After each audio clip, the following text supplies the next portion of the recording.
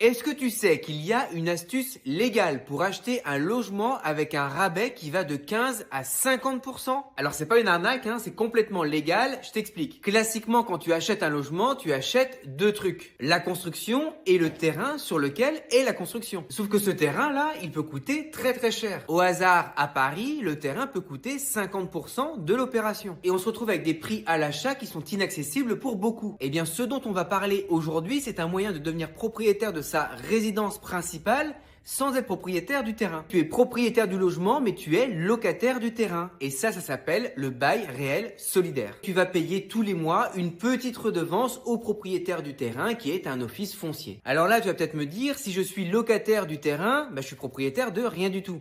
C'est vrai que c'est déroutant ce bail réel solidaire. Mais première chose, c'est un bail spécial qu'on appelle amphithéotique. Ça veut dire que c'est un bail de très longue durée, jusqu'à 99 ans. Donc t'es pas comme un locataire à qui on peut donner congé tous les 3 ans. Là, t'es dans la place, tu peux vivre là toute ta vie. Deuxième chose, comme un propriétaire, tu peux vendre le logement, le donner à tes enfants. Mais attention parce que l'acheteur ou le donataire devra respecter des plafonds de ressources. Parce que oui, ce bail réel solidaire, ce BRS, il est destiné aux classes moyennes. À celles qui travaillent, qui ont même de bons revenus, mais qui n'ont pas les moyens d'acheter un logement dans la ville dans laquelle ils travaillent. Autre contrainte, tu peux vendre à tout moment, pas de problème, mais attention, la valeur de cession est encadrée. En gros, tu ne peux pas faire de plus-value. Donc, tu as compris, l'intérêt du bail réel solidaire, c'est que tu achètes avec une décote de 15 à 50% et que tu es plus sécurisé qu'un locataire, mais tu as quand même des contraintes et tu as moins de droits qu'un propriétaire. Allez, dans la prochaine vidéo, on parlera du prêt à taux zéro parce qu'on a du nouveau. Abonnez-vous.